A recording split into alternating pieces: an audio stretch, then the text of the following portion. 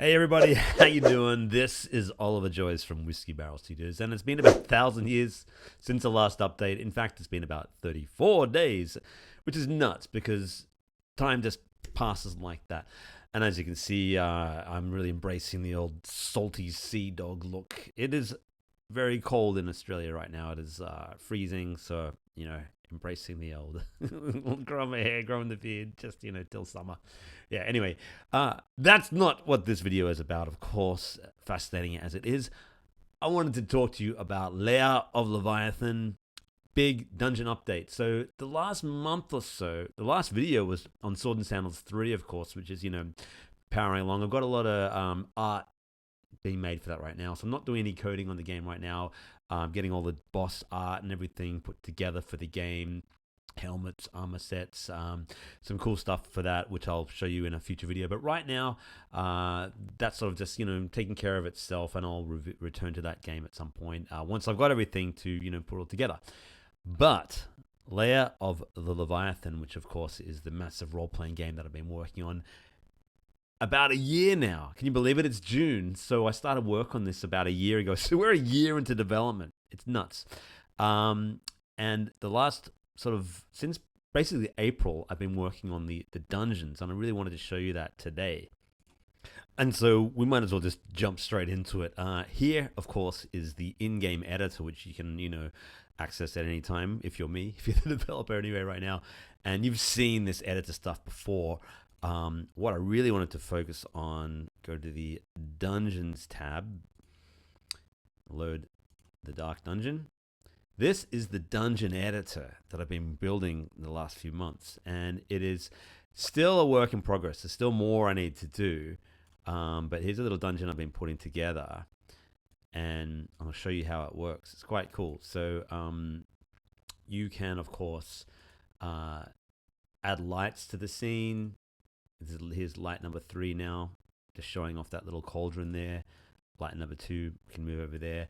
I can add a new light if I want, and then if I wanted to place this over here, and then this light itself, I can adjust the energy, color, range of the light, whatever it is.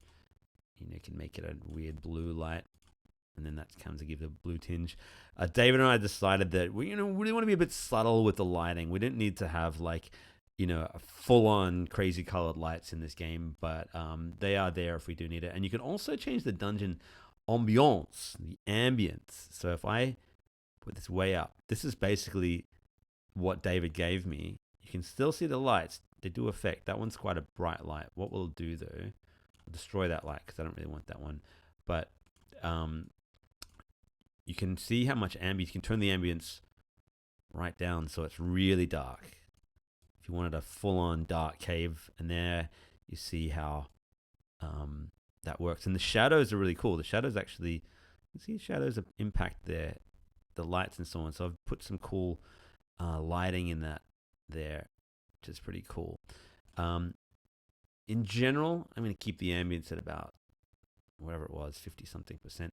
So yeah, lighting, we have entrances. There's one entrance in the scene. This shows you where the party can come in. If there was coming from another level or something, I could say, that's the north entrance or the west entrance, and I could add a new entrance, over here and say that's the south entrance, whatever it is. But I'll destroy that one. Weather, that tab doesn't really need to be visible, but hang on, that will be interesting because you can actually have a you can say it's an exterior or an interior map. So you can have exterior maps.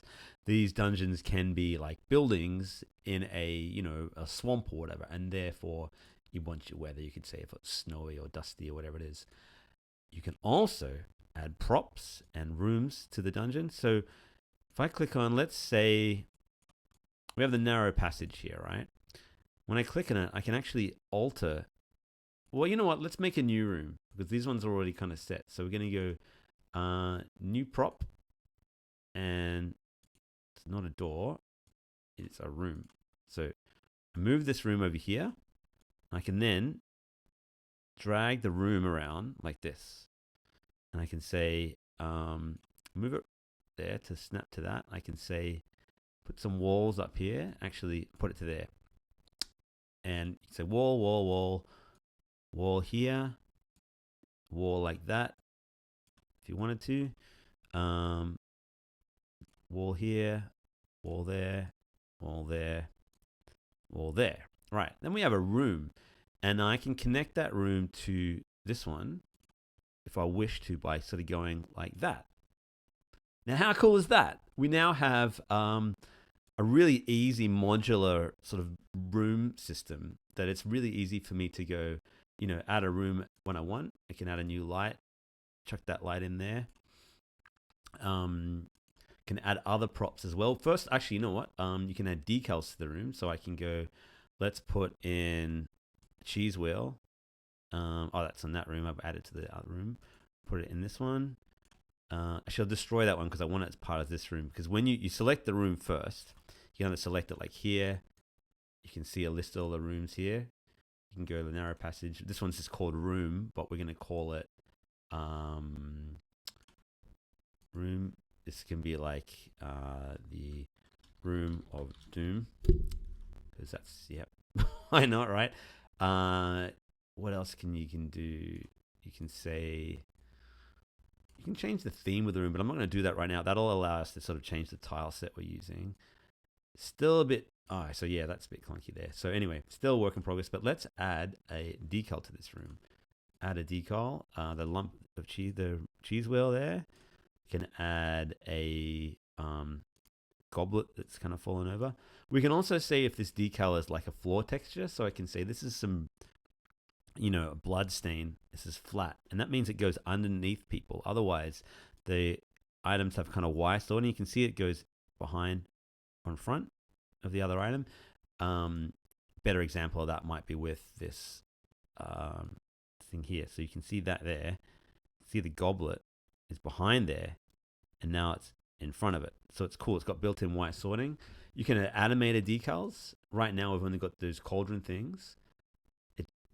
It goes like that, and then it finds the whole animation, and you can kind of put that over the wall and so on. Put that over here if I needed to.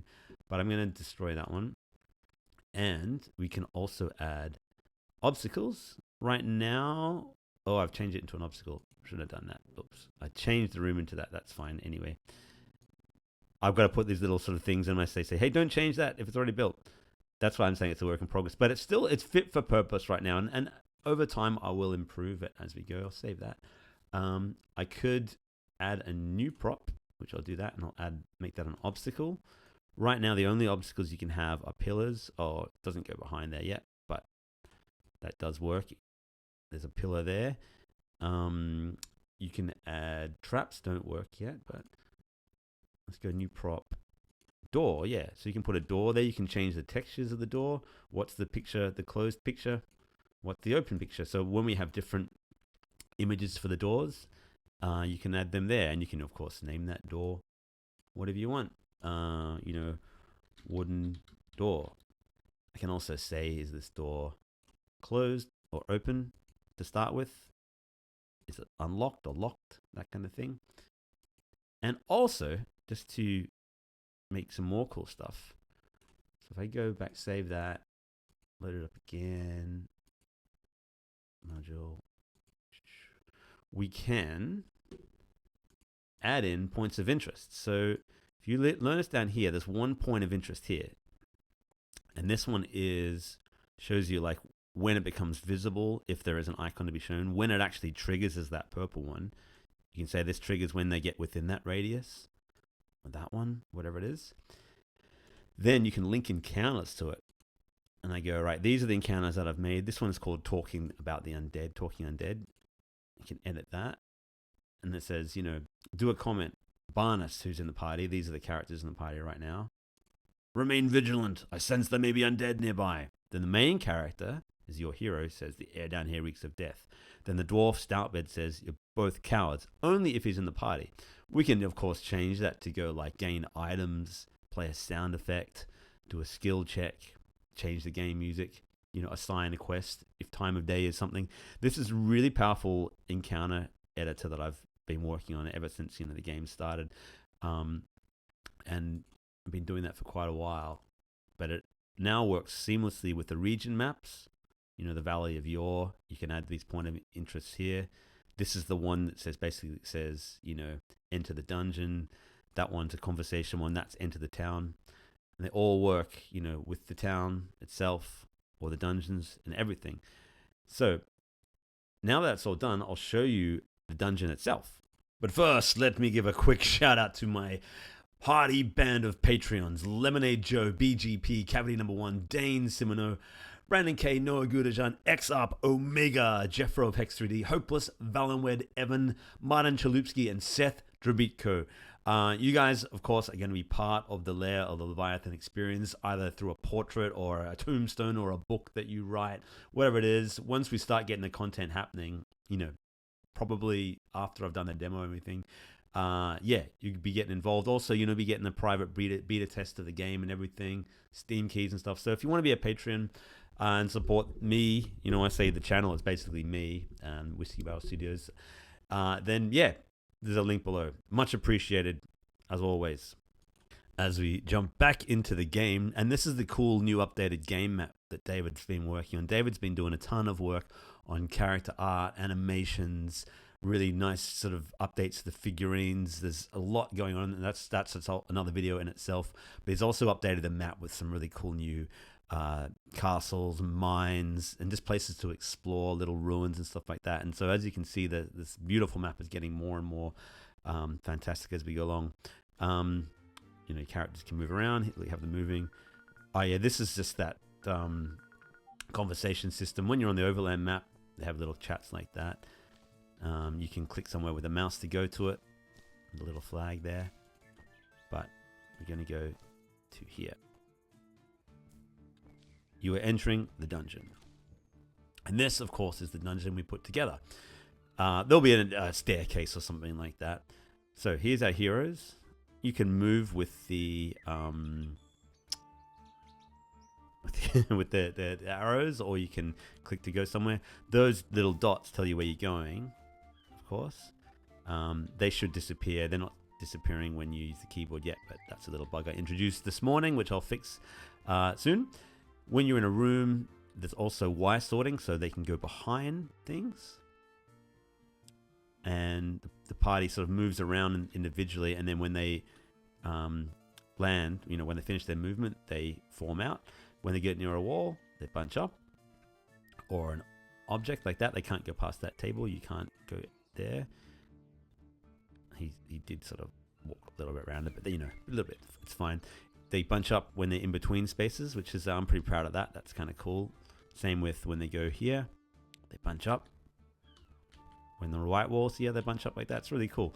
When you get near a door, it reveals. When you press down or click on it, you can open the door, or you can go back. And there will be like another thing if you're a thief or whatever, you know, check for traps and stuff like that. Click back, go back there, open door. Door opens. I'm not sure whether I want to reveal what's in the room when the door opens or when you step into the door. Right now it's when you step in the door and you get that lovely sort of fade, that dungeon fade there. Now here's a conversation. Barnes, remain vigilant. Hero says the air down here reaches Beth, and Stoutbit says you're both coward. So that's a little, that was that point of interest encounter that I put in. So when they get there, that triggers that. Right now it triggers it every time. And, you know, usually I would have that does it just once. I just wanted to test it out every time by doing that. So every time you go over that tile, it'll kind of go over that. When you go into the next room, you see that reveals as well. Tells you that you're in the alcove. There is a door up here. For some reason, there's a little bug. The door itself doesn't show until you've kind of been into it. But there is a door there. So yeah, I'm going to fix that one up. But now there's that piece of cheese that we added. And here's the new room. The room. It's supposed to be room 2. I mustn't have saved that. But yeah, there you go. And we can, of course, pathfinding allows us to go right down there. We can go there. All automated, which is pretty cool. So the next up for this will be to add in containers and traps, and that's the main thing for the dungeon right now. And of course, the combat. That's the big part. I've been wanting to tackle combat for ages. Like, it's the meat and bones of the game. It's it's going to be big. I knew I needed to get the dungeons worked out before I went to the combat, and the dungeons are now in a working state. There's obviously the things like the traps and stuff like that to add in the containers, but combat is combat will actually occur in the dungeon on the maps. You're not going to a separate screen or anything like that. When you fight a battle, you'll fight on the map as you see it, and combat will begin, initiatives and all that sort of stuff. You run away far enough, you'll sort of de-encounter the monsters and so on. But that's one of the things we wanted the game, is we didn't want combat to feel like its own separate thing. We want it to be part of the tactical landscape of the dungeon you're in. And so work will begin on that this week, actually. I've got to build the monster editor so we can get monsters into the game, which is, it's largely built as part of the character editor, but there's a few other tweaks for, monsters to, they don't follow the exact same rules as characters in terms of, how I build them. And they don't have the same sprites as characters. So I'll be beginning on that probably this afternoon. And then later this week, once we have monsters, I'll start adding in the combat stuff. God knows how long that's going to take. That will be at least 2 or 3 months before I have much to show. But I'll keep you progressed on that. Very exciting though, because I can't wait to show off combat, because we've been wanting to show off how combat works in this game, and a lot of people are going, is this a JRPG? Is it static combat where your character's like this and one just goes like that and then one goes like that? No, this is full gold box style combat where you move. They have tactical movement. They attack, much more like you see in your gold box games or Knights of Legend, or more modern example, Skald, that kind of thing. So very excited to show that off when it happens. Anyway, long video today. Thanks for your patience. Any questions you have about Leia or the Leviathan, just let me know in the comments below. You can also join the Discord anytime you want. We have a Leia of the Leviathan Discord. You can subscribe to this channel, if you really can be bothered, but whatever. I do read all the comments, answer them when I can. Stop. It's a subscription. Yeah. Looking forward to showing off more of Leia of the Leviathan. Of course, Sword and Sandals 3 Redux is coming hopefully this year. I'm just waiting on the art and everything, as I said earlier. And working on 2 games at once is a big challenge, but something that I've been doing this for a long time, so I believe I'm more than capable of. Until next time, my friends, hope you like what you see so far for Leia, and if you do, you can wishlist it on Steam and so on. We've got lots of wishlists already, and it's really trending upward, so watch this space. Until next time, bye for now.